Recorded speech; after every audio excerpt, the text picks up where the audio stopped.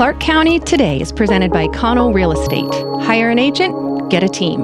Learn more by visiting connellrealestate.com. Good evening, Jacob Granneman here with your Monday night edition of the Clark County Today update on the stories we're following for you. Let's dive in.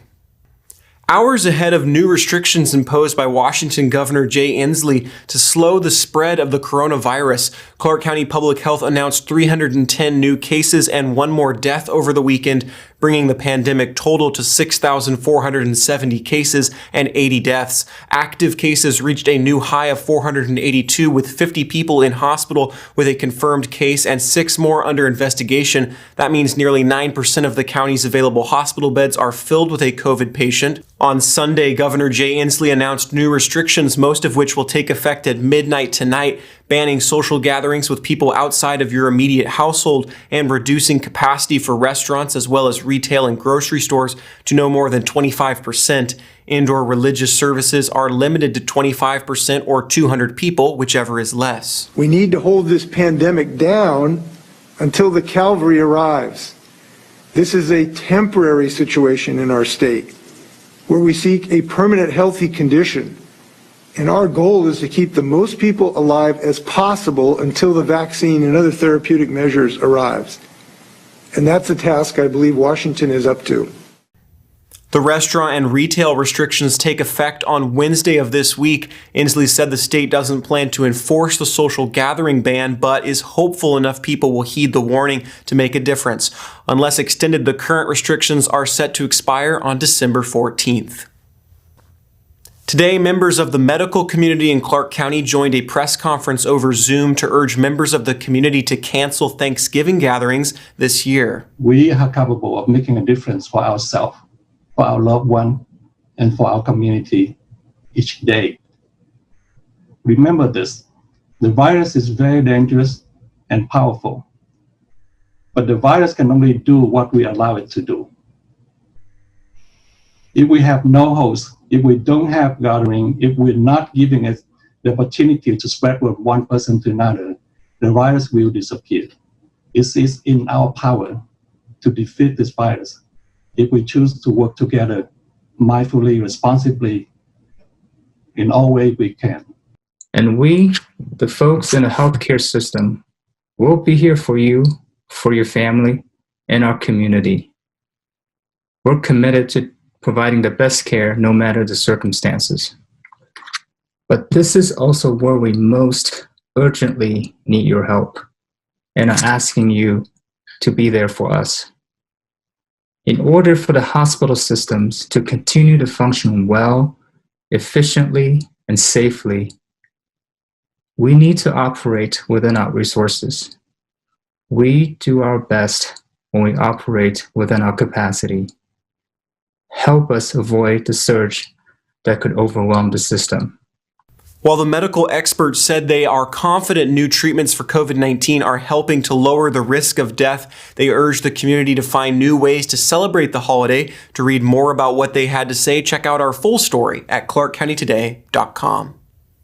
Statewide, King County, which accounts for 29% of Washington's population, has 26% of cases for COVID-19. Clark County has just over 5% of those cases and 6% of the statewide population. Per 100,000 residents, hard-hit Franklin County is worse in the state by a lot.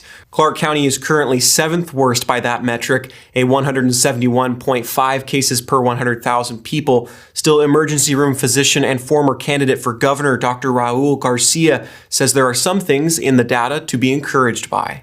Right, we need to be consistent following scientific data. And I think that the answer lies on our counties, John. I think that if we give the power to our counties to have our commissioners get together with the medical leaders and the mental health leaders of that county and business leaders, each county could find solutions that balance COVID-19 with mental health and with business health. And every county is going to be different. Why don't we do that? Dr. Garcia emphasized data showing the virus is 98% survivable and that mortality rates are so far not increasing at the same rate as new cases. To read more on how Clark County compares to the rest of the state, head over to clarkcountytoday.com. The governor's new regulations have also influenced high school sports. Here's Paul Valencia with an update. The governor's new mandates regarding the pandemic have pushed the pause button on high school sports again.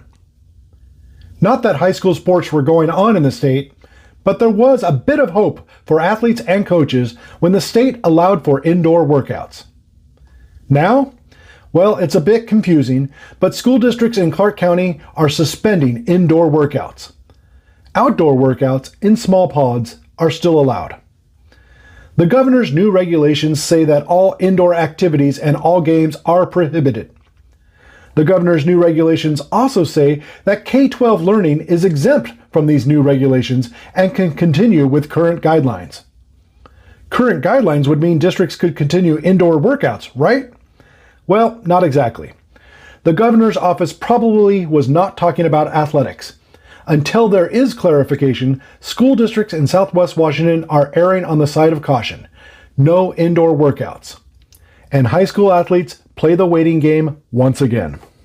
Clark County Council today began at least 2 days of hearings leading up to a vote on a proposed $556 million budget. This afternoon, elected officials had the chance to share their thoughts or at least make last-minute pleas for priorities to be included. While body-worn cameras for Clark County Sheriff's Office wasn't on the list, County Prosecutor Tony Golick urged the county to continue pushing for the program. I think that this is a critical area.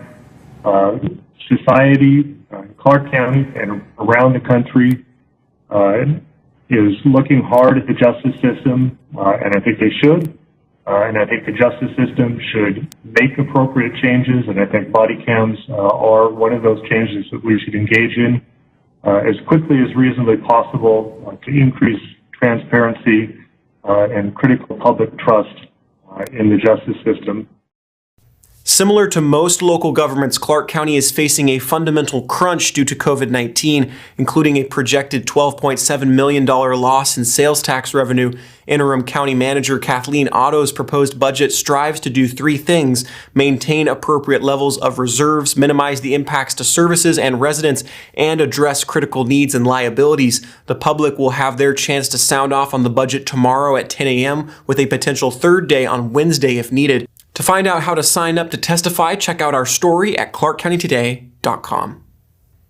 A man from Sun River, Oregon was killed while kayaking Sunday in Canyon Creek, where it flows into the Lewis River. At just after 5, North Clark and Cowlitz County emergency personnel were alerted to the incident involving a kayaker on Canyon Creek. The 911 caller reported that he and two friends had been whitewater kayaking in Canyon Creek, where it flows into the Lewis River near the Yale-Merwin Hydro Dam. The kayakers reported that one of the friends had gotten trapped underwater. The kayaker was removed from the water and his friends began efforts to resuscitate him.